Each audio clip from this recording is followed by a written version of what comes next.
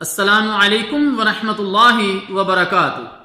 الحمد للہ رب العالمین والعاقبۃ للمتقین وصلی اللہ وسلم علی عبدہ ورسولہ نبینا محمد وعلی آلہ واصحابہ اجمعین۔ اللہم صلی علی محمد وعلی آل محمد۔ عام مسلمانوں کے لیے دین اسلام سے متعلق جن باتوں کا جاننا ضروری ہے انہی کے سلسلہ میں ہم یہ چند دروس آپ احباب کے سامنے بیان کریں گے۔ اللہ تعالیٰ جل شانہ سے میں دعا گو ہوں کہ ہمارے ان دروس کو، ان بیانات کو رب کائنات میرے لیے، آپ کے لیے اور جہاں تک ہماری آواز جائے تمام مسلمانوں کے لیے نافع بنائے۔ آج پہلے سبق کو ذکر کیا جا رہا ہے۔ اسلام کے 5 ارکان ہیں، ان میں سب سے پہلا اور اہم رکن لا الہ الا اللہ محمد الرسول اللہ کی اس بات کے معنی کی تشریح اور شرائط کی وضاحت کے ساتھ گواہی دینا کہ اللہ تعالی کے سوا کوئی معبود برحق نہیں، اور یہ کہ محمد صلی اللہ علیہ وسلم اللہ کے رسول ہیں۔ مطلب یہ ہے کہ لا الہ ان سارے معبودوں کی نفی جن کی اللہ تعالی جل شانہ کو چھوڑ کر پوجا پاٹ کی جاتی ہے، پرستش کی جاتی ہے، اور الا اللہ صرف ایک اللہ کی عبادت کا اقرار ہے جس کا کوئی شریک نہیں۔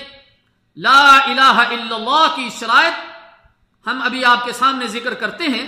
نمبر 1، علم جو جہالت کے منافی ہو، یقین جو شک کے منافی ہو، اخلاص جو شرک کے منافی ہو، سچائی جو جھوٹ کے منافی ہو، محبت جو نفرت کے منافی ہو، طاعت جو نافرمانی کے منافی ہو، قبولیت جو انکار کے منافی ہو۔ انکار ان سارے معبودوں کا جن کی اللہ کو چھوڑ کر پرستش کی جاتی ہے یا پوجا پاٹ کی جاتی ہے۔